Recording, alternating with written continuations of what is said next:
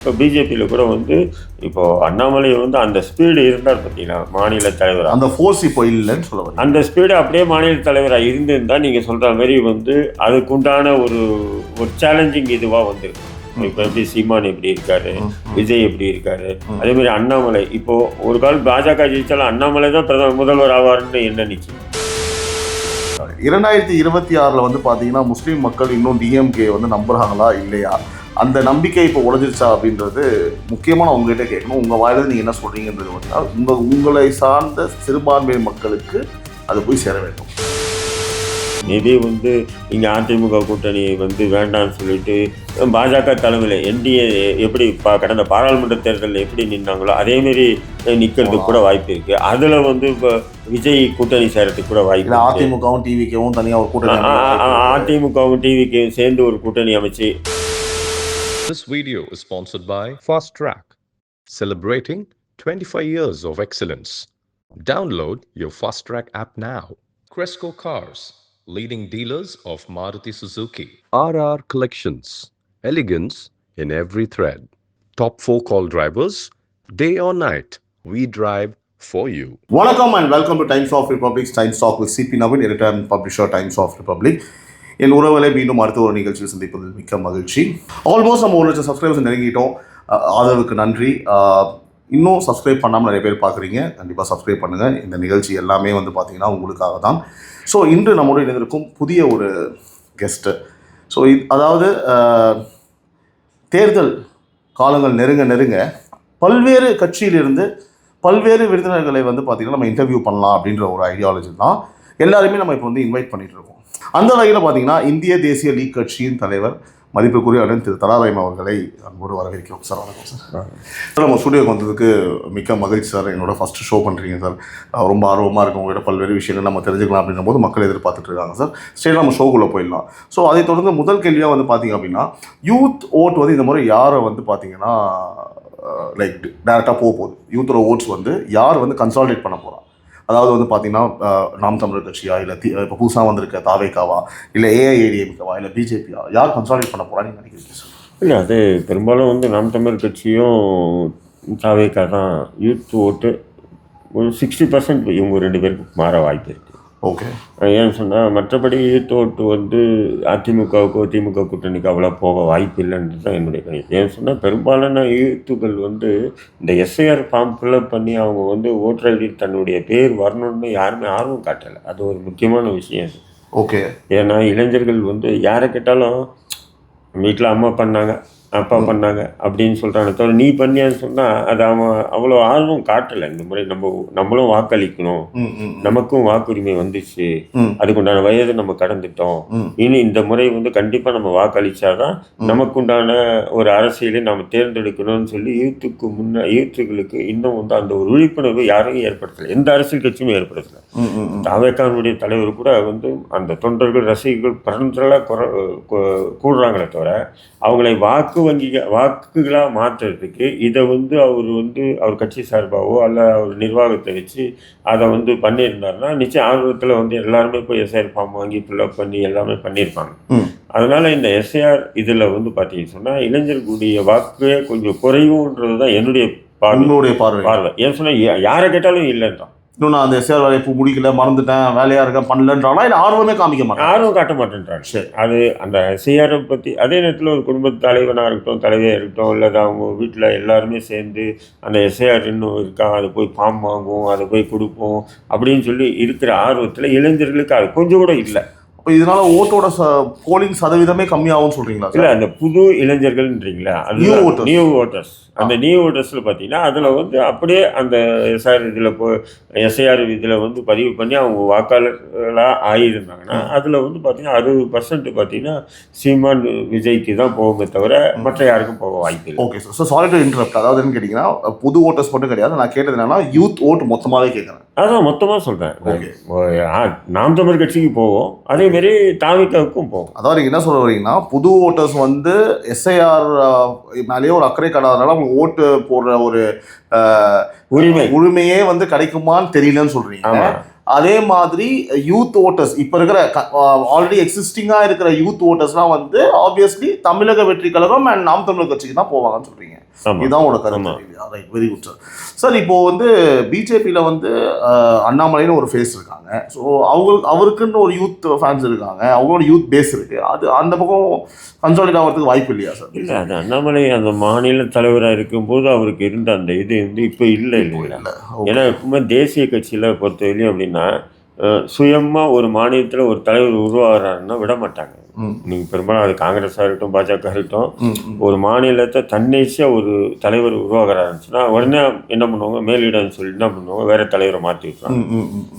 இப்போ ராஜசேகர் ரெட்டி அப்படி தானே பண்ணாங்க. ராஜசேகர் ரெட்டி அவருக்கு பிறகு அவருடைய பையன் அங்கே வந்திருந்தாப்புல அவர் தலைவர் ஆகணும்னு உடனே அவரை கழட்டி விட்டுட்டு இன்னொருத்தரை நியமனம் பண்ணுறாங்க. அப்போ அவர் வேறு கட்சி ஆரம்பிக்கிறார். இப்படி தான் காங்கிரஸ் கட்சி மாநில கட்சிகளை வந்து உடஞ்சி மாநில கட்சிகளாக நிறைய இதுவாக இருக்குது. அந்த மாதிரி வந்து பார்த்திங்கன்னா இப்போ பிஜேபியில் கூட வந்து இப்போது அண்ணாமலை வந்து அந்த ஸ்பீடு இருந்தார் பார்த்தீங்கன்னா மாநில தலைவர், அந்த ஃபோர்ஸ் இப்போ இல்லைன்னு சொல்ல வரீங்க. அந்த ஸ்பீடு அப்படியே மாநில தலைவராக இருந்திருந்தால் நீங்கள் சொல்கிற மாதிரி வந்து அதுக்குண்டான ஒரு சேலஞ்சிங் இதுவாக வந்திருக்கும்.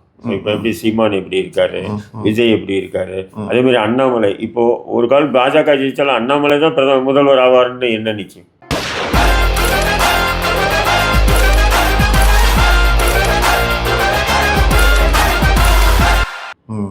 கேள்வி இருக்கா இல்லையா? அது வாய்ப்பு இல்லை. ஏன்னா கூட்டணியில் அதிமுக இருக்கு. அப்படிங்கும்போது அது அந்த சான்ஸ் அந்த இதுவே நம்ம வந்து அண்ணாமலைக்கு கொடுக்க முடியாது இல்லையா? முன்னாடி வந்து அந்த பார்வை இருந்ததுன்னு வைங்க. மாநில தலைவராக இருந்தார், அவரும் ஒரு கூட்டணியை உருவாக்குனாரு. அதிமுகவை கழட்டி விட்டு அவராக ஒரு கூட்டணியை உருவாக்குனாரு. அது ஓட்டு வாங்குவாங்க. அப்படி இருக்கும்போது வந்து கொஞ்சம் நம்ம வந்து அதை பற்றி நம்ம வந்து டிஸ்கஸ் பண்ணலாம். அண்ணாமலைக்கு எப்படி இருக்குன்னு கேட்கலாம். இப்போ அண்ணாமலைக்கு இருக்குன்னு சொன்னால் அவர் நான் தனி கட்சி வச்சிருக்காரா? இல்லை. ஸோ அவரை சார்ந்து வர ஓட்டுகளே வருமானு தெரியல. அப்படி வந்தாலும் வந்து பார்த்தீங்கன்னா எந்த போதும் இல்லைன்னு இல்லை. அதுதான் அவருக்கு விழாது, அப்படியே அந்த கூட்டணிக்கு தான் விழும். அப்படி இருந்தாலும் 2026 வந்து பார்த்தீங்கன்னா முஸ்லீம் மக்கள் இன்னும் டிஎம்கே வந்து நம்புறாங்களா இல்லையா, அந்த நம்பிக்கை இப்போ உடைஞ்சிருச்சா அப்படின்றது முக்கியமாக உங்ககிட்ட கேட்கணும். உங்கள் வாயிலிருந்து நீங்கள் என்ன சொல்கிறீங்கன்றது பார்த்தீங்கன்னா உங்களை சார்ந்த சிறுபான்மை மக்களுக்கு அது போய் சேர வேண்டும். இல்லை, நிச்சயமாக நீங்கள் வந்து பார்த்தீங்கன்னா முஸ்லீம் வாக்குகள் வந்து பார்த்தீங்கன்னா ஒரு சாலிடாக வந்து திமுக கூட்டணிக்கு போகும். சரி, அது இந்த மாதிரி 26லையும் போகிறதுக்கு உண்டான வேலைகளில் இப்போ திமுக ஆரம்பிச்சு திமுக கூட்டணி கட்சிகள் அதுக்கு உண்டான வேலைகள் ஆரம்பிச்சிட்டாங்க. எப்போவுமே பாருங்கள், திமுக பாருங்கள், தமிழ்நாட்டில் வந்து பிரதான எதிர்கட்சி யார்? அதிமுகவை முன்னிலைப்படுத்தி சிறுபான்மை மக்கள் மத்தியில் பேச மாட்டாங்க பாருங்கள். ஒரு முஸ்லீம்கள் மத்தியில் பேசும்போது என்ன பண்ணுவோன்னா பாஜக பாசிச ஆட்சி, புரியுதுங்களா, பாஜகன்னு சொல்லியே பேசுவாங்க. அப்போ இங்கே பிரதான கட்சி எதிர்கட்சி எதுனா அதிமுக தான். சமீபத்தில் கூட பார்த்தீங்கன்னா திருப்பரங்குன்றம் பிரச்சனைக்காக அங்கே வந்து மதச்சார்பற்ற சக்திக்கு 1-2 ஒரு பெரிய கூட்டம் போட்டாங்க. திருமாவளவன் போகிறாரு. அவர் கூட என்ன பண்ணுறாருன்னு சொன்னால் சீமானும் விஜயும் ஆர்எஸ்எஸ் பாஜக பெற்ற பிள்ளைகள் அப்படின்னு சொல்லிட்டு போகிறாரு. அது கூட சீமான் அவர் இவர் தான் பிரசவம் பார்த்தாலும் சொல்லி கேட்டார். இல்லை, அது கேட்கட்டும். இருந்தாலும் நான் என்ன சொல்கிறேன், அந்த இடத்துல அது பேச வேண்டிய அவசியம் என்ன? அப்படி நீங்கள் பேசியிருந்தாங்கன்னா நியாயத்தோடு நீதியோடு பேசியிருந்தீங்கன்னா முதல்ல திமுகவை தான் திட்டிருக்கணும் நீங்கள். ஏன்னு சொன்னீங்கன்னா அந்த பிரச்சனையை உருவாக்குனது திமுக. ஏன்னா அந்த மலைக்கு மேலே வந்து முஸ்லீம்கள் போயிட்டு அந்த தர்கா வணங்கிட்டு இருந்ததை தடுத்தது யார்? காவல்துறை இன்ஸ்பெக்டர் தான் தடுக்கிறாரு. இஸ்லாமியர்களுக்கு அது எந்த கோபமும் இல்லை சார். அதில் அதான் சொல்கிறேன், எந்த ஒரு வெறுப்புமே கிடையாது. இல்லை, அதான் சொல்கிறேன். அது இஸ்லாமியர்கள் போயிட்டு வந்து தடுக்கிறாங்க. தடுத்த உடனே ஏன் தடுக்கிறேன்னு முஸ்லீம் கேட்குறாங்க. உடனே பிஜேபி வந்து அவங்களுடைய அரசியல் அவங்க பார்த்துட்டே இருக்காங்க. டக்குன்னு அவங்க இறங்குவாங்க. அப்போ இந்த வாய்ப்பை ஏற்படுத்தி கொடுத்தது யார்? திமுக. அதை பெரிதாக்குனதும் திமுக. அப்படி இருக்கும்போது திமுகவை எதுவுமே கண்டிக்காமல் அங்கே போய் ஆர்எஸ்எஸ் பாஜக என்னென்னா அது சிறுபான்மை வாக்குகளையும் ஒடுக்கப்பட்ட மக்கள் வாக்குகளையும் அப்படியே அறுவடை பண்ணணும். அதுக்கு உண்டான ஒரு திட்டமிடல் தான். நான் என்ன சொல்கிறேன், தமிழ்நாட்டில் வந்து கடந்த முறை அதிமுகவும் பாஜக கூட்டணியில் ஆட்சி இருந்தாங்களா இல்லையா? அப்போ அந்த பிரச்சனை வரலையே. அப்போ மழை இல்லையா? இல்லை அங்கே வந்து அந்த தூண் இல்லையா? இல்லை அந்த இடத்துல அந்த தீபம் ஏற்றணுன்ற எண்ணம் யாருக்கும் இல்லையா? இருந்தது இல்லையா? அப்போ ஏன் அந்த பிரச்சனை வரல? திமுக வந்தால் மட்டும் ஏன் அந்த பிரச்சனை வருது? இதுதான் என் மனசுக்குள்ள நூற்றுக்கணக்கான கேள்விகள் வருது. புரியுதுங்களா சார்? முதல் முறையாக நீதித்துறை அவமானம் வந்து பார்த்தீங்கன்னா படுத்தியது இந்த திமுக வந்து ஒரு உச்சத்துக்கு சென்றாங்கன்னு நினைக்கிறேன். அந்த திருப்பரங்குன்றம் விஷயத்தில் ஒரு போலீஸ் ஆஃபீஸர் சொல்கிறாரு என்னன்னா we will face the consequences அப்படின்னு சொல்கிறாரு. கோர்ட் ஆர்டரை வந்து அவ்வளோ ஒரு துச்சமாக வந்து மதிக்காமையே வந்து அவங்க நடந்துக்கிட்டாங்க. கோர்ட் ஆர்டர்ன்னு சொன்னால் சில விஷயங்கள் கோர்ட்டு கூட முரண்படுது இல்லைங்களா? அது வந்து எனக்கு கொஞ்சம் முரண் இருக்குது. ஏன்னு சொன்னால் அவர் கோர்ட்டு தீர்ப்பு சொல்லலாம் அந்த தீபத்தினில் ஏற்றுங்கன்னு. பட்டு கவர்மெண்ட் வந்து சட்டம் ஒழுங்கு பிரச்சனை வரும் அப்படின்றதுக்காக தடுக்கலாம், அது வேறு விஷயம். பட்டு என்னுடைய போலீஸ் போய் ஏற்றட்டும் நான் பாதுகாப்பு போகிறன்றதெல்லாம் வந்து அது டூ மச்சாக தெரியுது. நீதிபதியுடைய அதிக பிரசங்கித்தனமாக இருக்குன்னு சொல்கிறீங்க. நிச்சயம். ஏன் சொன்னால் அது வந்து கோர்ட்டுக்கும் அவருக்கும் கொடுத்த பாதுகாப்பு மத்திய அரசு கொடுத்து. அப்போ அந்த போலீஸ் அனுப்பினா இப்போ இதுக்கு வந்து திமுக அரசு உடன்பட்டுன்னு வச்சுக்கலாம். நாளைக்கு வந்து ஏதோ ஒரு அமைச்சர் மீது நீதிமன்றம் தானா முன் வந்து ஒரு வழக்கு எடுக்குது, விசாரணை பண்ணுது. உடனே வந்து தமிழ்நாடு போலீஸ் வந்து ஒத்துழைப்பு கொடுக்காது, நீங்கள் போயிட்டு அவனை அரெஸ்ட் பண்ணி கூப்பிட்டு வாங்க அப்படின்னு சொன்னால் அது எப்படி இருக்கும்? அது வந்து ஒரு மாநில சுயாட்சிக்கு எதிரான ஒரு செயலாகிடும். அது மாநில சுயாட்சிக்கு எதிரான ஒரு இதுவாக மாறிடும்ன்றத திமுக வானத்துக்கு பூமி குதிக்கிறாங்க. உடனே சில பேர் என்ன பண்ணுறாங்க, முஸ்லீம்களுக்கு ஆதரவாக பாருங்கள் திமுக இறங்கியது, முஸ்லீமுக்கு ஆதரவாக இல்லை, திமுக என்னடா அடிமடியில் கை வச்சிட்டாரு ஜிஆர் சுவாமிநாதன் சொல்லிட்டு தான் குதிக்குது. அது எவ்வளோ பெரிய இதுங்க அது. புரியுது. ஏன்னா இந்த போலீஸை விட்டு நாளைக்கு அனுப்பி விட்டாருன்னா போயிட்டு முதல்வரை கைது பண்ணி கூட்டுவாங்க அப்படின்னு. இன்னைக்கு இந்த விட்டுட்டா நாளைக்கு அதுவும் நடக்கலாம். இல்லை அவங்க பண்ணுறதுக்கு என்னாலும் நடக்கலாம். இல்லை அதை தான் சொல்கிறேன். அப்படி நடந்துருமோன்றதுக்கு தான் இப்போ என்ன பண்ணுறாங்க, பாராளுமன்ற வெளியே அவர் கண்டன தீர்மானத்தை ஜிஆர் சுவாமிநாதன் மீது கொண்டு போகிறாங்க அவங்க. ஆனால் உடனே சில பேர் என்ன சொல்கிறாங்க, இல்லை முஸ்லீம்களுக்கு ஆதரவாக தான் திமுக பாருங்கள் எவ்வளோ உறுதியாக நிற்கிது பாருங்கள் அப்படின்ற மாதிரி ஒரு பிம்பத்தை ஏற்படுத்துகிறாங்க. நான் என்ன சொல்கிறேன், கடந்த முறை தேர்தல் ஆட்சிக்கு வரும்போது முஸ்லீம் ஆயுள் தண்டனை சிறைவாசிகள் விடுதலை செய்வேன்னு வாக்குறுதி கொடுத்துட்டு வராங்க. ஆனால் வாக்குறுதி நிறைவேற்றவே இல்லை. அப்போது அதிமுக வந்து மதுரை மாநாட்டில் வந்து தீர்மானமே போடுறாங்க, முஸ்லீம் ஆயுள் தண்டனை சிறைவாசிகளை விடுதலை செய்கிறேன்னு சொல்லி வாக்குறுதி கொடுத்து திமுக ஆனால் செய்யலை அப்படின்னு கண்டிக்கிறாங்க. அப்போ உடனே எடப்பாடி பழனிசாமி சட்டமன்றத்தில் ஒரு சிறப்பு தீர்மானம் கொண்டு வர்றாரு. அந்த தீர்மானத்தில் முஸ்லீம் ஆயுள் தண்டனை சிறைவாசிகள் ஏன் விடுதலை செய்யல திமுக, நாங்கள் எதிர்கட்சி, நாங்கள் தான் தடுக்கணும், நாங்கள் தான் எதிர்க்கணும், நாங்களே ஆதரிக்கணும் போது நீங்கள் விடுதலை பண்ணலன்னு கேள்வி எழுப்பணும் தான் திமுக அப்பப்பன்னு ஆயிடுச்சு. சார் நான் நேரடியாகவே கேட்குறேன் சார், அதாவது 2024 வந்து சிறுபான்மையினருக்கு வந்து பார்த்தீங்கன்னா பெரிய ஆபத்து எதுன்னு நினைக்கிறீங்க நீங்கள்? இல்லை ஆபத்துன்னா என்ன, இப்போ வந்து உத்தரப்பிரதேசத்தில் கூட முஸ்லீம்கள் வாழலையா நான் கேட்குறேன். ஆபத்துன்னு சொன்னால் என்ன, அதாவது இந்த பிரச்சனைகள் வரும். பிஜேபி தமிழ்நாட்டுக்கு ஆள வந்து பிரச்சனைகள் வரும். பிரச்சனைகளை எதிர்கொள்வது தானே நம்மளுடைய இது. அதுக்குன்னு பிஜேபி வந்தானே இருக்கிற முஸ்லீம் எல்லாம் வந்து நாங்கள்லாம் தற்கொலை பண்ணி செத்துருவோமா? என்ன இல்லை, இது பாதுகாப்பு, யார் ஆட்சிக்கு வந்தால் அவங்களுக்கு பாதுகாப்பு, இந்த கேள்விகளே என்கிட்ட கேட்காதீங்க. யார் ஆட்சிக்கு வரட்டும், என்ன இருக்கு, அவங்களுக்கு அவங்க தான் பாதுகாப்பு, அவ்வளோதான். அவங்க சமுதாயத்துக்கு அவங்க தான் சமுதாயம் பாதுகாப்பு. அது திமுக வந்தால் தான் பாதுகாப்பு, அதிமுக வந்தால் பாதுகாப்பு இல்லை அப்படின்னு சொல்லிட்டு கேள்வி நான் கேட்கறதுக்கு காரணம் ஏன்னா சார், அவங்க தான் மார்த்தட்டிக்கிறாங்க. சிறுபான்மையர் மக்களுக்கு, தலித் சமுதாயத்துக்கு நாங்கள் தான் வந்து பார்த்தீங்கன்னா இன்சூரன்ஸ் கம்பெனின்னு சொல்கிறாங்க. சரி, நான் என்ன சொல்கிறேன், இந்த சிறுபான்மை இஸ்லாமிய மக்கள் தொடர்ந்து 50 ஆண்டுகளாக திமுக வாக்களிச்சுட்டு இருக்காங்க. திமுக ஆட்சியில் இருக்கும்போது இந்த இஸ்லாமிய சமூகத்துக்கு செஞ்ச நன்மைகளை எதுனா ஒரு பட்டியல் எடுத்து சொல்லுங்கள், ஏதாவது சொல்லுங்கள், நன்மை எதுனா சொல்லுங்கள், நான் அதை சொல்கிறேன். திரு முக்தார் ஒரு இன்டர்வியூ நீங்கள் பார்த்தீங்களா சார்? சொல்லுங்கள். வரிசையாக பட்டிட்டார் ஒரு இன்டர்வியூவில். சொல்லுங்கள். திமுக செய்த சிறுபான்மையினர் செய்த நல்லதை வரிசையாக வந்து பார்த்திங்கன்னா வந்து பட்டியலிட்டார். அதாவது அந்த வக்ஃபு போர்டாக இருக்கட்டும், அதுக்கப்புறம் வந்து பார்த்திங்கன்னா உங்களுக்கு அந்த வாரியம் அமைச்சர் கொடுத்தா இருக்கட்டும், அந்த உங்களுக்கான நிதியுதவியாக இருக்கட்டும், எல்லாத்தையுமே உயர்த்தி கொடுத்ததாக சொல்லிட்டு என்னென்னமோ ஒரு பல சொல்லிட்டு இருந்தார். அவன் வந்து திமுக அண்ணா அறிவாலே அடிமை. அவன் அண்ணா அறிவாலயத்தை என்ன எழுதி கொடுக்குறாங்களோ அதெல்லாம் இங்கே வந்து பேசுவான். நான் சொல்கிறேன், சமூகத்துக்கு என்ன நன்மை, ரோடுக்கு பேர் காகிதம் இல்லத்துன்னு வச்சாங்க, மண்டபத்துக்கு பேர் காகிதம் இல்லத்து வச்சாங்க, அதே எனக்கு கேட்கல. நான் காகிதம் இல்ல சமூகத்துக்கு இந்த திமுக அரசு என்ன பண்ணுச்சு? 3% இடஒதுக்கீடு கொடுத்தாரு திமுக அப்படின்வாங்க. 10 பேர் உட்காந்துருக்க இடத்துல 3 பொட்டம் சோறை போட்டு சாப்பிட்டு நல்லா தெம்பாக இருக்குன்னு சொன்னால் நல்லா இருக்குமா? அது 10 விழுக்காடு இஸ்லாமியர்கள் தமிழ்நாட்டில் இருக்காங்கன்னு சொல்லி அதே அவங்க பெரிய விஷயமா பேசுகிறாங்க சார். அதுதான் நான் கேட்குறேன். நான் இது எதுக்காக திமுகவுடைய சூழ்ச்சி அரசியல் இருக்குது பார்த்தீங்களா, நிறைய பேருக்கு புரியாதுங்க அது. ஏன்னு சொன்னால் இப்போது லத்தீப் சார் இருக்கார், சமாதி இருக்காங்க, இவங்க எல்லாமே வந்து 5 சீட்டு வேணும், 10 சீட்டு வேணும் அப்படின்னு கூட்டணியில் கேட்குறாங்க. அப்போ கருணாநிதி என்ன பண்ணுறாப்புல, இவ்வளோவா கேட்குறீங்க பண்ணுறேன் உங்களுக்கு அப்படின்னு சொல்லிட்டு 3% இடஒதுக்கீடு கொடுத்துட்டு இனி யாரும் 10 கேட்க முடியாது இல்லையா, 10 தொகுதி எங்களுக்கு கொடுங்கன்னு எந்த அமைப்பும் கேட்கக்கூடாது. புரியுதுங்களா? ஏன்னா 3 என்னாச்சு, மொத்தமே 6, 5 தானே. புரியுதுங்களா? அப்போ அவனுக்கு 2 கொடுத்தேன், அவனுக்கு 2 கொடுத்தேன், அவனுக்கு 1 கொடுத்தேன், எங்கள் கட்சியில் 2 பேர் நீ பண்ணப்போ இப்படி அதாவது முஸ்லீம் அமைப்புகளை வாயடைப்பதற்காக போட்ட திட்டம் தான், அந்த சதி திட்டம் தான். இதுதான் கிறிஸ்தவர்களுக்கு கொடுத்தாங்க. கிறிஸ்தவர்கள் தூக்கி மூஞ்சில் அடிச்சுட்டு போயிட்டே இருந்தாங்கல்ல. எனக்கு 3% இடஒதுக்கீடு வேணும், எங்களுக்கு பிசியிலே நாங்கள் வாங்கிக்கலாம். இல்லை, உண்மையிலே பார்த்தீங்கன்னா பிசியிலே இதோட அதிகமாக பெற்றுட்டு இருந்தாங்க. அதனால தான் எப்போவுமே வந்து முஸ்லீம்களுக்கு ஒரு சலுகை பண்ணால் உடனே ஆர்எஸ்எஸ் பிஜேபி எதிர்ப்பு தெரிவிப்பாங்க. இந்த 3% ஏன் ஆர்எஸ்எஸ் எதிர்ப்பு தெரிவிக்கல? ஏன்னா நல்லதே பண்ணல. இல்ல திமுக வந்து முஸ்லீம்களை வந்து மட்டம் தட்டிட்டான். அதான் சார், அது நல்லதே பண்ணது தான் அர்த்தம். இதோட வந்து சரி, நான் என்ன கேட்குறேன், சரி முஸ்லீம்களுக்கு 3% கொடுத்தேன், அருந்ததியின மக்களுக்கு 3% கொடுத்தேன். தமிழ்நாட்டில் அருந்ததி மக்கள் உள்ள அளவு தான் இஸ்லாமியர்கள் இருக்காங்களா? அப்போ இந்த கேள்விகள் எல்லாம் இந்த இஸ்லாமிய சமூக தலைவர்கள், அமைப்பு தலைவர்கள் எவனாவது திமுக கிட்ட போய் கேட்க முடியுமா? கேட்கறது இல்லை. ஏன்னு சொன்னால் இந்த 5 சீட்டு கொடுப்பானுங்க, அந்த கட்சிக்கு 2 கொடுப்பாங்க, இந்த கட்சிக்கு 2 கொடுப்பாங்க, நமக்கு ஒன்று கொடுக்கணுமே, எனக்கு ஒன்று, இப்படி தான் போட்டி போட்டுட்டு அண்ணா அறிவாலயத்தில் வந்து வரிசையில் நிற்கிறாங்க தவிர. அப்போ இவங்க என்ன பண்ணுறாங்கன்னு சொன்னால், இப்போ விடுதலை சிறுத்தை, இப்போ வந்து திமுக கூட்டணியில் இருக்கக்கூடிய விடுதலை சிறுத்தைகள் அவர் சமுதாயத்துக்கு என்ன சார் பண்ணியிருக்காரு? இல்லை, அவர் சமுதாயத்துக்கு இருக்கட்டும், அவர் சமுதாயத்தில் இருக்கக்கூடிய இஸ்லாமியர்கள் வந்து தேவையில்லாமல் திமுகவுக்கு முட்டு கொடுப்பாங்க, விசிகாவுக்கு முட்டு கொடுப்பானுங்க.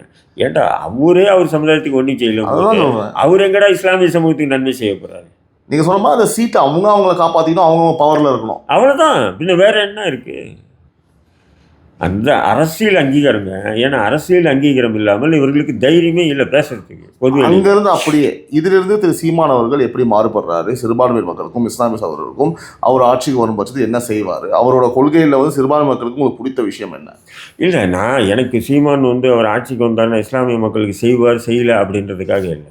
இன்றைக்கி ஒரு யதார்த்த அரசியல்வாதியாக இருக்கார். ஏன்னா இன்னைக்கு கார்பரேட் அரசியல் தான் தமிழ்நாட்டில் நடக்குது. ஒரு 5 கோடி ரூபாய் இருந்தால் தான் நீங்கள் ஒரு கவுன்சிலராக கூட ஆக முடியும். இருக்கா இல்லைங்களா? உண்மை.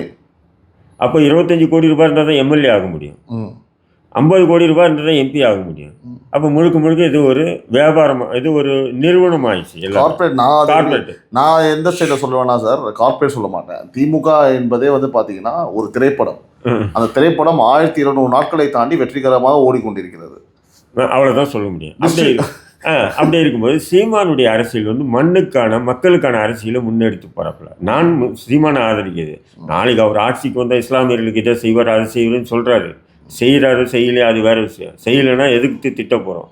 உதாரணத்துக்கு சொல்கிறோம், செஞ்சாருன்னா பாராட்ட போகிறோம். இதுதான் நம்முடைய நிலை. ஆனாலும் இன்னைக்கு வந்து பார்த்தீங்கன்னா மக்களுக்கான மண்ணுக்கான அரசியலை முன்னு கொண்டு போகிறாரு. இப்போ உதாரணத்துக்கு பார்த்தீங்கன்னா ஒரு வேட்பாளர் பார்த்தீங்கன்னா அதிகபட்சமாக 5 லட்ச ரூபாய் செலவு பண்ணுறது கூட இல்லை.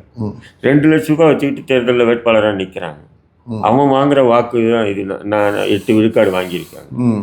அதாவது இன்னைக்கு வந்து நீங்கள் வந்து ஒரு தொகுதியில் வந்து என்னை கூட சொன்னாங்க, நீங்கள் நில்லுங்க பாய், ஒரு தொகுதியில் உங்களுக்கு நல்லா செல்வாக்கு இருக்குங்க. நான் சொன்னேன் நிற்கலாம், நான் தொகுதி முழுக்க நான் நிற்கிறேன்னு சொல்லிட்டு எல்லார் வீட்டிலையும் போய் ஓட்டு கேட்குறேன் பார்த்தீங்களா, பிட் நோட்டீஸ் கொடுத்துட்டு, அதுக்கே 1 கோடி ரூபாய் ஆகும்டா. ஆகுமா ஆகாதா? நிச்சயமாகும். ஜெயிப்பு வெற்றி தோல்வி வேற. இது வந்து நம்ம தொகுதியில் நிற்கிறோன்றதை அடையாளப்படுத்துறதுக்கு 1 கோடி ரூபாய் ஆகும் பண்ணுறதுக்கே. அப்போது சீமானுடைய வேட்பாளருக்கு 1 லட்சம் 2 லட்சம் 3 லட்சம் 4 லட்சம் ரூபாய் வச்சுக்கிட்டு தான் இறங்குறாங்க வேட்பாளர். இவரும் வந்து ஏதோ பெருந்தொகை எல்லாம் கொடுக்குறது இல்லை. இவருக்கு பெருந்தொகை வந்தால் தானே இவருக்கு வேட்பாளர்களுக்கு கொடுக்குறது இல்லை. அப்போ அந்த மண்ணுக்கான மக்களுக்கான இன்னைக்கு இருக்கக்கூடிய அந்த கார்பரேட் அரசியலுக்கு மீறி நடக்குது பார்த்தீங்களா? இந்த அரசியல் ஒரு ஆரோக்கியமான அரசியலாக என்னுடைய பார்வையில் படுது. அதனால தான் நான் சீமானை ஆதரிக்கிறேன். தவிர அவரு சிறுபான்மை மக்களுக்கு ஆதரவாக இருப்பார் இல்லை அப்படின்ற கட்டத்துக்கே நான் போகிறேன். Right sir. இப்போ வந்து பார்த்தீங்க அப்படின்னா டிஎம்கே முஸ்லீம் ஓட்டுகளை இழந்தா அது வந்து யாருக்கு வந்து பார்த்தீங்கன்னா லாபமாக இருக்கும் சார்? பிஜேபிக்கா இல்லை அதிமுக சார்? இல்லை, முஸ்லீம்கள் வந்து திமுக ஓட்டு போடனா அது பிஜேபி கூட்டணிக்கு தானே. பிஜேபி அதிமுகன்னு நம்ம பார்க்க முடியாது. முஸ்லீம்களுடைய வாக்குல தான் திமுக வந்து அறுதி பெரும்பான்மையில ஜெயிச்சிருக்கு. புரியுதுங்களா? அப்போ திமுகவுக்கு முஸ்லீம்கள் வாக்களிக்கலைன்னா மிகப்பெரிய தோல்வியை திமுக சந்திக்கும். அதை சந்திக்குதுன்னா அது எதிர்கட்சி ட்ரான்ஸ்ஃபர் ஆகும். அதில் வந்து பார்த்தீங்கன்னா ஒரு அந்த வாக்குகள் யாருக்கு ட்ரான்ஸ்ஃபர் ஆகுதோ இல்லையோ, இப்போ அதிமுகவுக்கு ட்ரான்ஸ்ஃபரே ஆக வேண்டாம், அது வந்து விஜய்க்கே போகட்டும், சீமானுக்கே போகட்டும். புரியுதுங்களா? ஏன்னா அதிமுக பாஜகவோட கூட்டணியில் இருக்கிறதுனால அது விஜய்க்கு போகலாம், சீமானுக்கு போகலாம். ஆனால் லாஸ் யாருக்கு? திமுகவுக்கு தானே. எப்படி சொல்கிறீங்க சார்? மைனஸ் ப்ளஸ் யாருக்குன்னா அதிமுகவுக்கு தான். அதிமுகவுடைய வாக்கு வங்கி அப்படியே இருக்குது சார். அது அப்படியே விழுந்துடும். அப்போது திமுகலேருந்து மைனஸ் ஆகுற வாக்குகள் சீமானுக்கும் விஜய்க்கும் போச்சுன்னா அது ப்ளஸ் அதிமுகவுக்கு தானே. புரியுதுங்களா இல்லையா? அதே நேரத்தில் விஜய் இப்போ புதுசாக அரசியல் இறங்கியிருக்காங்க. அப்போ அந்த விஜய் வந்து என்ன பண்ணணும்னு சொன்னால், இப்போ குறைஞ்சபட்சம் வந்து பார்த்தீங்கன்னா நான் வைக்கக்கூடிய ஒரு கோரிக்கை, இஸ்லாமியர்களை தீவிரவாதி மாரி பயங்கரவாதி மாரி திரைப்படங்கள் எடுத்திருக்காரு. அதுக்கு வந்து ஒரு சாரி கேட்கணும். அது வந்து திரைப்படங்களில் நாங்கள் எடுத்துட்டோம், அது சில பேர் இஸ்லாமியர் வருத்தமாக இருந்தால் அது சாரி கேட்கணும்.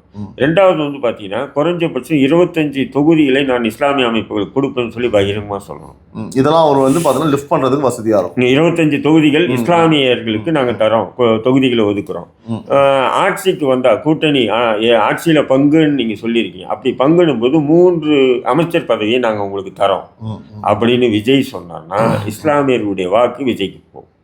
இந்த 2 கண்டிஷன் வந்து விஜய் செஞ்சாருன்னு சொன்னால், நான் இன்னைக்கு விஜய்க்கு எதிராக பேசுகிறேன், நாளைக்கு 1000 ரூபாய் பேசிட்டு போயிட்டே இருக்கேன். இல்லை சொல்கிறேன் உதாரணத்துக்கு, எனக்கு தேவை என் சமூக பிரச்சனைகள். ஏன்னா இன்றைக்கி ஒரு சட்டமன்ற உறுப்பினர் 2 சட்டமன்ற உறுப்பினரோ போய் சட்டமன்றத்தில் உட்காந்து இந்த சமூக பிரச்சனை எதுவுமே பேசுகிறதே இல்லை. பேசினாலும் இந்த முதல்வர்களும் அமைச்சர்களும் கேட்குறதும் இல்லை.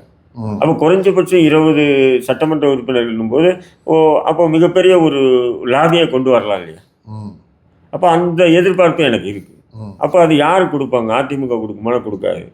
திமுக கொடுக்குமா? கொடுக்காது. அப்போ விஜய் வந்து நான் கொடுக்குறேன்னு சொல்லி இறங்கினார்னு சொன்னால் நிச்சயம் இஸ்லாமியருடைய வாக்கு மாறும். அப்போ திமுகவுக்கு செம்ம ரீட் இருக்கு. சார் இப்போ வந்து எனக்கு ஒரு முக்கியமான ஒரு கொஸ்டின் இருக்குது சார். அதாவது பார்த்தீங்கன்னா திரு சீமான் அவர்கள் நாம் தமிழர் கட்சி பொறுத்தளவு என்ன சொல்கிறாங்கன்னா, அவங்க வைக்கக்கூடிய விமர்சனம் தமிழக வெற்றி கழகத்தை நோக்கி இப்போதுதான் அரசியலுக்கு வந்தார்கள், கூட்டம் இருக்கிறது, ஆனால் உடனடியாக ஆட்சியை வந்து எப்படி பிடிக்க முடியும், அது சாத்தியமா, பல்வேறு கருத்துக்களை முன்வைக்கிறாங்க. உள்ளபடியே வந்து இருக்கலாம் சார், அதை நம்ம வந்து தவிர்க்க முடியாது. ஓகே, சரியா? மக்களுக்கு இருக்கும் குழப்பம் தான், அது இல்லைன்னு அவங்க சொல்ல வரல. குழப்பம் என்னவென்றால் $1 மில்லியன் கொஸ்டின், 8% வைத்திருக்கும் நீங்கள், ஓகேவா, எப்படி உடனடியாக 40% எடுத்து ஆட்சியை பிடிக்க முடியும்? மேடைக்கு மேடை மரியாதைக்குரிய அண்ணன் திரு சாட்டை திருமுருகன், அண்ணன் திரு இளம்பாவனம் கார்த்திக், அண்ணன் சீமான் அவர்கள், அவரோட பேச்சாளர் அனைவருமே கூறக்கூடிய விஷயம், நாங்கள் வந்து ஆட்சியை நம்ம ஆட்சியை பிடிப்போம்னு சொல்கிறாங்க. எந்த கட்சியுமே நாங்கள் ஆட்சியை பிடிக்க மாட்டோம்னு பேச மாட்டாங்க சார். சிம்பிளி எனக்கு அது பேச முடியாது, லாஜிக்கலி புரியுது. ஆனால் நாம் தமிழர் கட்சி பேசும் வீரியம் உங்களுக்கு புரியும். அதாவது 10 நிமிஷம் அவங்க பேச்சை பார்த்தோன்னு வச்சுக்கோங்களேன், நம்ம ஓட்டு போட்டுருவோம் அவங்களுக்கு. பேசிக்காக அந்த அளவுக்கு அற்புதமான பேச்சாளர்கள்லாம் இருக்கிறாங்க, ஓகேங்களா? ஆனால் நீங்கள் சாத்தியக்கூறுவ ப்ராக்டிக்கலாக மக்களுக்கு எனக்கு புரிய வைங்க. அதாவது 8% இருக்கக்கூடிய நாம் தமிழர் கட்சி 2024 தேர்தலில் 40% எடுத்து ஆட்சியை பிடிக்குமா? இல்லை, நீங்கள் சொல்கிறீங்க இன்றைக்கி 8% இருக்கு, ஆட்சியை பிடிக்குமான்றீங்க. அவங்க 2% கூட வாங்காமல் முதல் தேர்தலில் ஆட்சியை பிடிப்பேன்னு சொன்னாங்க, சொல்லி தான் பிரச்சாரம் பண்ணாங்க. இது ஒவ்வொரு கட்சிக்கும் உள்ள அது ஒரு இதுதான், அப்படிதான் சொல்லுவாங்க. ஆமாம், அப்படி தான் சொன்னால் தான் வந்து மக்கள் மத்தியில் இப்போ திமுக சொல்லுது 200 தொகுதிக்கு மேலே ஜெயிப்பாங்க கிடையாது. இதேமாரி ஒரு லாஜிக் ஸ்பீச் தான் பார்க்கணும் தவிர, என்னுடைய பார்வையில் வந்து கடந்த தேர்தலை விட இந்த முறை வந்து 1-2 விழுக்காடு கூடலாம். யாருக்கு? நாம் தமிழ் கட்சி விழுக்காடு கூடலாம். அதே நேரத்தில் இந்த முறை வந்து சீமான் போன்ற நபர்கள் சட்டமன்றத்துக்குள்ளே போகலாம், வாய்ப்பு இருக்கு. நீங்கள் வந்து நான் சீமான் வந்து முதல்வராய் போவார்னு நான் சொல்லலை, சீமான் வெற்றி பெற்று சட்டமன்றத்துக்கு போக வாய்ப்பு. ஏன்னா சீமான் சட்டமன்றத்துக்கு போகணும்னு மக்கள் விரும்புகிறாங்களே, நான் விரும்புகிறேன் ரொம்ப. இல்லை, எல்லோரும் விரும்புகிறாங்க. ஆமாம், ஏன்னா இது போன்ற நபர்கள், சீமான் போன்ற நபர்கள் சட்டமன்றத்துக்கு போனார்னா நிச்சயம் வந்து இன்னைக்கு பேசுறதோட அதிகமான கேள்விகள் சார் உண்மை. ஆமாம், அண்ணன் சீமான் அவர்கள், அண்ணன் சாட்டை திருமுருகன் அவர்கள், அண்ணன் இளம்பாவனம் கார்த்திக் அவர்கள், பாஜகவை சேர்ந்த அண்ணன் அண்ணாமலை அவர்கள், ஓகேவா, இந்த மாதிரி வெளியில் நின்று மக்களுக்காக குரல் கொடுக்கும் நபர்கள், திரு அமர் பிரசாத் ரெட்டி வச்சுக்கோங்க, பாஜக அஸ்வத்தம்மன் வச்சுக்கோங்க, ஓகேவா. நான் சொல்கிறது என்னன்னா, இவங்களுக்குலாம் இந்த மாதிரி ஆட்களுக்கெல்லாம் நம்ம வாய்ப்பு கொடுத்து உள்ள கண்டிப்பாக சட்டமன்றத்துக்கு அனுப்பும் போது வெளியில் வந்து பார்த்தீங்கன்னா திரு விஜய் அவர்கள் இவங்க எல்லாருமே போகணுன்றாங்க உள்ள. அவங்க நீங்கள் சொன்னீங்க இல்லையா, அண்ணாமலை இவங்க எல்லாமே அவங்கெல்லாம் இப்போ அதிமுக கூட்டணியில் இருக்காங்க. மேபி அவங்களுக்கு வேட்பாளராக நிற்பார் சார். நான் சொன்னது என்னன்னா, இந்த எலெக்ஷனில் இப்படிலாம் போகணும்னு சொல்லல, பொதுவாகவே இது போன்ற குரல்கள் எல்லாம் சட்டமன்றத்தில் நமக்காக இருக்க வேண்டும் சொல்கிறேன் நான். இல்லை, நான் என்ன சொல்ல வரேன்னு சொன்னால், நாம் தமிழ் கட்சி இருக்குது பார்த்தீங்களா, அது தனித்துவத்தோடு விளங்குற கட்சி. அவங்க யாருன்னா அது அதிமுக ஆட்சியில் இருந்தாலும் தவறுகளை எதிர்க்கும், திமுக ஆட்சியில் இருந்தாலும் தவறுகளை எதிர்க்கக்கூடிய ஒரு நபராக சீமான் உள்ள இருப்பார். புரியுதுங்களா உங்களுக்கு? உண்மை. இப்போ நீங்கள் சொல்லக்கூடிய இப்போ அண்ணாமலை இருந்ததுன்னா, இப்போ அதிமுக ஆட்சி இருந்ததுன்னா அண்ணாமலை இப்போ எம்எல்ஏ ஆனால் கூட அவரெல்லாம் இங்கே பேச முடியாது. இல்லை சார், சார் இல்லை, மீறி பேசினா கூட்டணி தர்மத்துக்கு எதிராக செயல்படுறாங்கன்னா அது கூட்டணிக்குள்ளே குழப்பம் வரும். அது வேணா வரலாம் சார். நான் ரெண்டாவது அக்செப்ட் பண்ணிக்கிறேன். இவர் பேசுவாரு, குழப்பம் வரும். ஆனா பேசாம இருக்கிறதுக்கு வாய்ப்பு கிடையாது. அவரோட கேரக்டரை பொறுத்த அளவு அதான் சொல்றேன். அப்போ இந்த பேர் இருக்கா இப்போ சீமான் போனார்னா ராமன் ஆண்டாலும் சரி ராவன் ஆண்டாலும் சரி, நான் இன்னும் மக்களுக்கு உண்டான கேள்விகளை நான் வைக்கிறேன்னு சத்தியமிட்டு பேசுவார். இருக்கா இல்லைங்களா? இதுதான் நான் எதிர்பார்க்கிறேன். உண்மை சார். அதே மாதிரி நாம் தமிழர் கட்சியை பொறுத்தளவுக்கு இப்போவே வேட்பாளர்களாக அறிவிச்சு முடிச்சுட்டாங்க சார். இந்த அளவுக்கு வந்து இந்த தடவை வந்து ரொம்ப நம்பிக்கைக்குரிய மாவட்டங்கள், ஜெயிக்கக்கூடிய தொகுதிகளாக நீங்கள் என்ன பார்க்குறீங்க சார் உங்களோட? இல்லை, சீமானே நான் ரொம்ப எதிர்பார்க்குறேன் ஜெயிப்பாருங்க. சீமான அவர்கள் அடுத்தபடியாக வேறு யாரும் நீங்கள் சொல்ல விரும்பல? இல்லை, மற்றவங்க எல்லாம் கணிசமான வாக்குகளை வாங்குவாங்க. ஓகே, அண்ணன் வந்து சட்டமன்றத்துக்கு போகணும்னு நான் நினைக்கிறேன். அந்த மக்களும் நினைப்பாங்க, நிச்சயம் வாக்களிப்பாங்கன்னு நினைக்கிறேன். Right sir. சார் 2026 தேர்தலுக்கு பின்பு திரு அண்ணாமலை அவர்கள் பாஜகவோட சிஎம் ஃபேஸாக திரும்பவும் ஆவாரா, இல்லைனா ஒரு நேஷனல் லீடராகவே ட்ராவல்? தேர்தல் இன்னும் இப்போ வந்து பாஜக அதிமுகவுக்கு நிச்சயதாமலம் தான் நடந்திருக்கு. கல்யாணம் நடக்கல. தேர்தல் நெருங்க தமிழக அரசியலில் எது ஒன்றா நடக்கும். உண்மை. புரியுதுங்களா? அமித்ஷா 5ஆம் தேதி வராரு. ஆமாம், அமித்ஷான்றதில்ல, ஏதோட நடக்கலாம். மேபி வந்து இங்கே அதிமுக கூட்டணி வந்து வேண்டாம்னு சொல்லிட்டு பாஜக தலைமையில் என்டிஏ எப்படி கடந்த பாராளுமன்ற தேர்தலில் எப்படி நின்னாங்களோ அதேமாரி நிற்கிறதுக்கு கூட வாய்ப்பு இருக்குது. அதில் வந்து இப்போ விஜய் கூட்டணி சேரத்துக்கு கூட வாய்ப்பு. அதிமுகவும் டிவிக்கும் தனியாக ஒரு கூட்டணி, அதிமுகவும் டிவிக்கும் சேர்ந்து ஒரு கூட்டணி அமைச்சு அதிமுக தனியாக விட்டு டிவிக்கும் அன்புமணியும் ராமதாஸ் அவர்களும் சேர்றதுக்கு. அதனால வந்து பார்த்தீங்கன்னா தேர்தல் நெருங்க இப்போ எல்லாருமே வந்து உள்கூத்து தான் பண்ணிட்டு இருக்காங்க. யாரு கூட யார் எங்க போறாங்க. அதாவது அரசியல் கட்சிகள் 2ஆம் 3ஆம் நிலையில் உள்ள எல்லாம் என்ன கணக்கு போடுறாங்கன்னா, எந்த கூட்டணியில் சேர்ந்தா நமக்கு வெற்றி வாய்ப்பு இருக்கு, எந்த கூட்டணியில் செஞ்சா அதிகமான தொகை கொடுப்பாங்க. இது 2 தான் இருக்கா இல்லையா? உண்மை சார், உண்மை. அப்போ இந்த கணக்கு போட்டுட்டு இருக்காங்க. அப்படி இருக்கும்போது இப்போ பாஜக என்ன விதமான அரசியல், ஏன் சொன்னால் இப்போ அதிமுக பாஜக கூட்டணி என்பது அதுதான் சொன்னேன், நிச்சயதாமலம் தான். ஒன்றும் நிரந்தரம் இல்லை. திருமணம் ஆகாமல் கூட போகலாம், ஏதோ ஒன்று நடக்கலாம். ஏன்னா அதிமுக வந்து என்னன்னு சொன்னீங்கன்னா அது இவ்வளோ சீட்டு தான் ஒதுக்குவாங்க யாரும் பாஜகவுக்கு. ஆனால் பாஜக என்ன நினைக்கும்னு சொன்னால், இல்லை கடந்த முறை எனக்கு அதிகமான சீட்டு வேணும், நாங்கள் சென்ட்ரலில் இருக்கோம், உங்கள் அதிமுகவில் பாருங்கள் செங்கோட்டையன் போயிட்டார், அவர் போயிட்டார், நீங்கள் பலகீனமாக இருக்கீங்க அப்படின்னு சொல்கிறதுக்கு வாய்ப்பு இருக்குது. அப்போ அதில் முரண்பட்டு 2 பேருக்குள்ளே ஏதோ பிரச்சனை வரக்கூட வாய்ப்புகள் இருக்குது இல்லைங்களா? அதனால் வந்து எடப்பாடி வந்து நீங்கள் சாதாரணமாக ஆளாக நீங்கள் நினைக்காதீங்க. அவருக்கு ஒரு விதமான ஒரு பவர், கட்சி அவருடைய கட்டுப்பாட்டில் கொண்டு வந்துட்டார். இல்லைன்னு சொன்னால் பாஜக அமித்ஷாலாம் வந்து ஊதிட்டு இருப்பார். இருக்கா இல்லைங்க? உண்மை. இன்றைக்கு இருக்கக்கூடிய அரசியல் சூழலில் மாறுபட்ட தலைவராக நீங்கள் பார்க்கக்கூடிய தலைவர் யார் சார் உங்கள் பார்வையில்? சீமான் தான். ஆனால் மாற்று கருத்தே இல்லை சார். உண்மையிலே கொள்கை ரீதியாக தனித்துவமான ஒரு தலைவராக நீங்கள் பார்க்குறீங்க. எப்படி நீங்கள் ஃபிக்ஸ் பண்ணுறீங்க ஒரு மாறுபட்ட? இல்லை, மாறுபட்ட தலைவர் உறுதியாக இருக்காப்புல. இல்லை, அவர் கொள்கையில் அவர் உறுதியாக இருக்கார். கொள்கை தமிழ் தேசிய அரசியலை தமிழ்நாட்டில் கொண்டு வரணும். நான் எவன் கூட போய் சேர மாட்டேன், நான் யாரையும் சேர்த்துக்க மாட்டேன். இதனால் எவன் கூட போய் சேர்றது நீ சொல்லு. இல்லை இதில் நம்ம என்ன கேட்குறாரு, ஏர்போர்ட் மூர்த்தியான மிக அருமையாக சொல்லுவார். இல்லை, அவர் பேசுகிறது வந்து எனக்கும் ஆசை தான் அவர் போய் சேரணும்னு நானும் சொல்கிறேன்.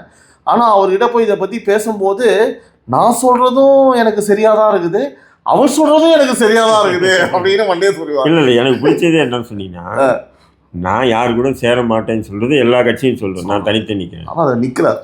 இல்லை, அதை சொல்லுவாங்க. நான் யாரையும் சேர்த்துக்க மாட்டேன்னு சொல்கிறாரு பாருங்க, அதுதான் மெயின். நீ என்னடா என்ன சேர்த்துக்கிறது? நான் யாரையும் சேர்த்துக்க மாட்டேன். அப்போது அன்றைக்கி அவர் பர்சனலாக பேசும்போது சொல்கிறாரு, அப்படியே பேசிக்கிட்டு நான் சொல்கிறேன், சரி நீங்கள் யாரையும் சேர்க்காம நீங்கள் யாரும் சேராமல் நீங்கள் எப்படி ஆட்சி அமைக்க முடியும்னா கரெக்டான கேள்விக்கு வந்துட்டீங்கண்ணே அப்படின்னு சொல்லிட்டு அவர் என்ன சொல்கிறாரு, குறைஞ்சபட்சம் 20-22 விழுக்காடுக்கு மேலே வாக்கு நான் வாங்கிட்டேன்னா அப்போது ஒற்றை கருத்து உள்ள கட்சிகளை என் கூட இணைச்சி நான் இறங்கி களமாடுவேன். அதுவும் இல்லை, நான் யாரு கூடவும் சேரவும் மாட்டேன், யாரையும் சேர்த்துக்க மாட்டேன். அப்போ நான் யார் கூட சேர்ந்தாலும் சரி, யாரை சேர்த்துக்கிட்டாலும் சரி, அப்போ இந்த தமிழ் தேசிய சித்தாந்த கொள்கைகளை தமிழ்நாட்டில் அவ்வளோதான் மூட்டை கட்ட வேண்டியதான். இப்போ வருங்கால இளைஞர்கள் இனி யாரும் தமிழ் தேசியை பற்றி பேச மாட்டான், எல்லாம் இப்படி தாண்டா பேசுவான், ஒரு குறிப்பிட்ட இதுக்கு பிறகு போயிடுவான் அப்படின்ற ஒரு அவப்பேருக்கு ஆளாக நான் தயார் இல்லைன்ற அதுதான் எனக்கு சீமான் கிட்ட பிடிச்சது. Super sir. நிறைய முரண்கள் இருக்குது அவர்கிட்ட. நான் எனக்கு தெரிஞ்சு நிறைய விஷயங்கள் அடிக்கடி பேசுகிறதெல்லாம் முரண்கள், அதெல்லாம் வேறு விஷயமா இருந்தாலும் எனக்கு பிடிச்சது ஒரு உறுதியாக நிற்கிறப்ப மண்ணுக்கான மக்களுக்கான அரசியலை நான் கொண்டு போகின்றார். அவர் எனக்கு என்ன செய்வார், நான் இதுவரையும் அவர்கிட்ட போய் எதுவுமே கேட்டதில்லை. எனக்கு என்ன செய்வார்ன்றது எனக்கு கேள்வி இல்லை, என் மக்களுக்கு என்ன செய்வார்ன்றது கேள்வி இல்லை. இன்னைக்கு கார்ப்பரேட் அரசியலாக இருக்கக்கூடியதை மக்களுக்கான அரசியலாக மாற்றுன்னு சொன்னார் பாருங்க, அது ஒரே காரணத்துக்கு தான் நான் சீமான காரணம். சிறப்பு சார். 11 விழுக்காடுகள் அதாவது போகும்னு நீங்கள் சொல்கிறீங்க. அதாவது 1% 2% கூடும், 10 முதல் 11 விழுக்காடுகள் வர்றதுக்கு வாய்ப்பு இருக்குன்றது தான் அண்ணனோட கருத்து இல்லையா சார்? இப்போ நான் என்ன கேட்குறேன் அப்படின்னா, அந்த 8% தேர்தல் ஆணையத்தால் அங்கீகரிக்கப்பட்ட கட்சியாக நாம் தமிழர் கட்சி இப்போது இருக்கிறது. காரணம் என்னவென்றால் 8%க்கு மேலே அவங்க வாக்கு வங்கி வைத்திருக்கிறார்கள். அதில் ஒரே ஒரு வாக்குகள் கூட குறைவதற்கு வாய்ப்பு இல்லையா? 100% இல்லை. கூடுமே தவிர குறையாது, வாய்ப்பே இல்லை. ஏங்க சீமானுக்கு வாக்களிச்சவரெல்லாம் வந்து கவர்ச்சி அரசியலை நம்பி வாக்களிச்சு. புரியுது, நீங்கள் இது ஒரு புரிஞ்சுக்கணும். இது புரியுது.